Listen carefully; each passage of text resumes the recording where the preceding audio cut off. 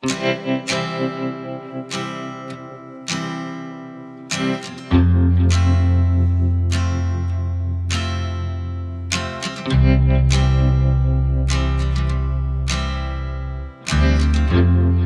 morning, my sweet friends, and welcome back to another steamy day here at Peaceful Bird Gardens. My name is Dani.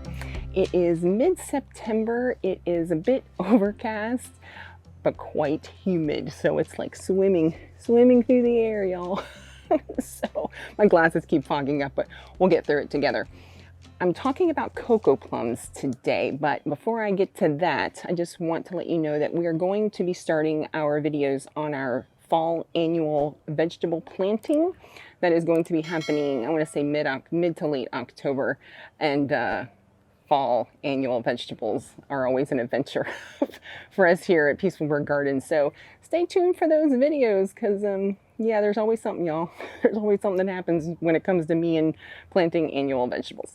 So, but today we're going to be talking about cocoplums. And cocoplum, the scientific name is Chrysobalanus ikeco, and I'm probably saying that wrong. Y'all know how much I love scientific names of plants. Chrysobalanus ikeco, and there are different ecotypes of that particular species. The one behind me here is a red tip cocoplum. This is more of an inland ecotype, and when I say ecotype, I simply mean species of plants that have developed in different geographic areas and have certain characteristics because of that evolution. So red tip inland cocoplums have a slightly different growth habit and size than the horizontal cocoplum, which is the coastal ecotype. And there are two types of inland ecotype. There's the red tip and the green tip.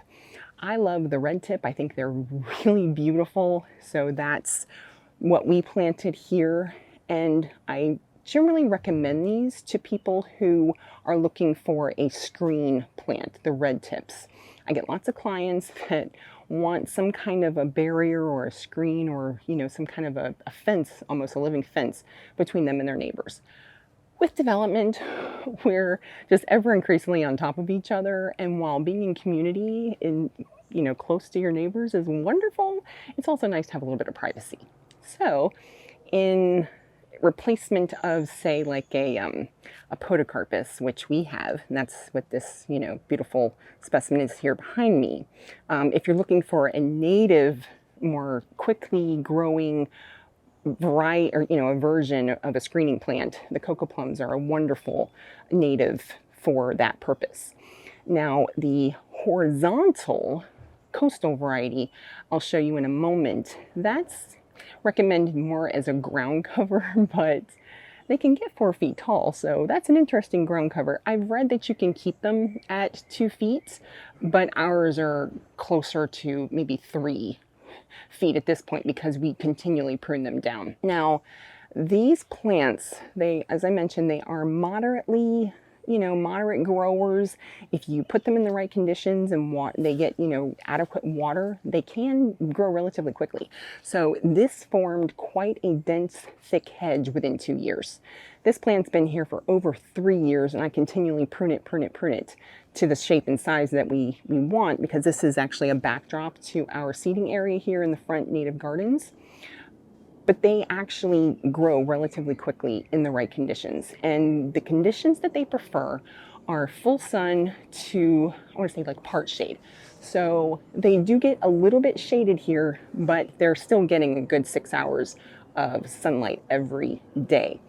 We have our horizontals up in the front in more shade, but they also don't flower or fruit as well. They put out lots of foliage, not so much, you know, when it comes to the flowers and the fruit. So that's just something to keep in mind. You can have them in shade, you just won't get the flowers that you would get if they were in more sun conditions.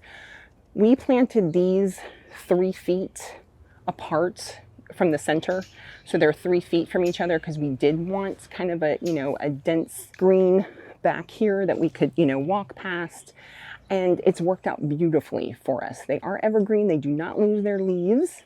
They can handle a variety of soil conditions, anything from straight sand, because they're coastal, you know, they can handle straight up sand.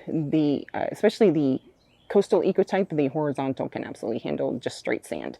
They do not need fertilizer, you guys. Native plants have developed relationships with the soil microbes, so they are very efficient at getting nutrients. You don't have to fertilize them. And once they're established, so establishment period for plants is really important. So 5 to 7 months of regular watering if it's not raining to establish them. And then after that, they are really hands-off, super drought tolerant. They just need to be pruned maybe once or twice a year, depending on how you want them to grow and form. So full part sun, any soil really. They're growing here in kind of a sandy acidic loam, but I've seen them in all kinds of soil conditions doing really beautifully. Even in pine rockland habitats, I've seen cocoplums doing really well, and they don't need a lot of nutrients. So easy, hands-off, gorgeous, evergreen plant. They put out these cute little white, kind of waxy flowers in the springtime, kind of mid to late spring, and then they fruit pretty much all through the summer. And I have some of the fruit. The fruit are edible. Now, cocoplum fruit is one of those that if you're used to only eating from the grocery store, they're probably not going to be the tastiest things you've ever had in your life. I think they're very mildly flavored. They're sweet. To me, they taste like a marshmallow. And I have some here that I will show you of the red tip fruit. Now, the horizontal fruit, and I'll show some pictures of those. I don't have any because, as I mentioned, ours are in more shade, so they don't actually fruit very often. They do occasionally. But the fruit on those are more white to pinkish, and they're much larger, so there's more pulp. A friend of mine thinks that they taste much more like a marshmallow than the red tips. And honestly, I think it's just because they have more pulp to them. So I will grab one and taste one for you and show you what they actually look like. Okay, my sweet friends, so red tip cocoplums or even green tip cocoplums, and even sometimes the horizontals, they get very dark when they're ripe like this.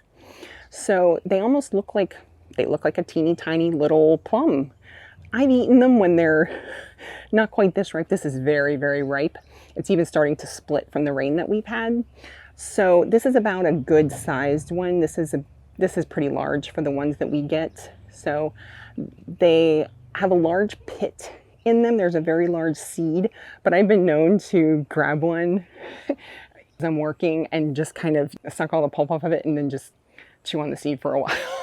So, you know. So yeah, let's take a little taste of this and tell you what it tastes like. Oh, I hear a little Carolina wren. So very white flesh inside, very white pulp. It tastes like a marshmallow. That's the only thing I can think of. It tastes like a marshmallow. But you can make jelly, jam, preserves out of cocoplums. I haven't yet. We haven't had enough of a harvest to be able to do that.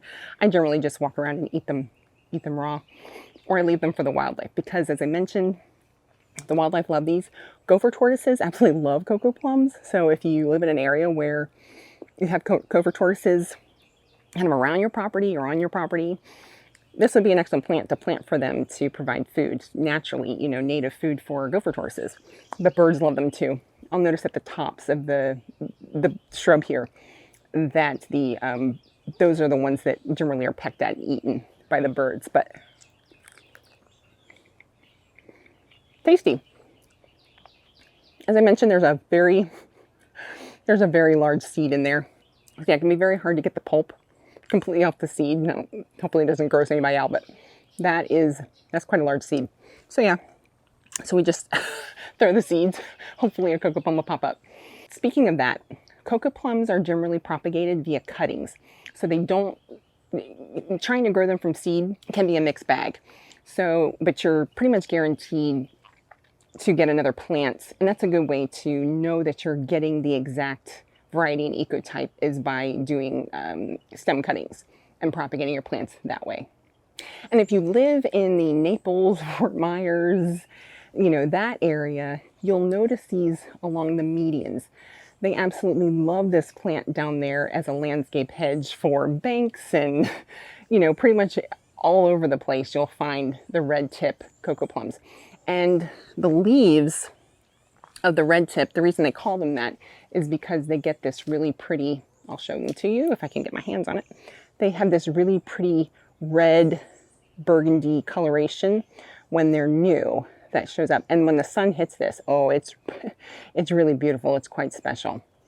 So red tip or horizontal cocoplum, a wonderful screen wildlife plant, or, you know, fruit plant if you're into permaculture. It's a wonderful edible fruit plant for your landscape. All right, my sweet friends, plant more natives. If you like this kind of content, growing food in an urban environment in your backyard, planting natives to support wildlife, come on the journey with us, give us a like, hit subscribe, and I hope to see you again on another Peaceful Bird Gardens. Have a lovely morning, my sweet friends.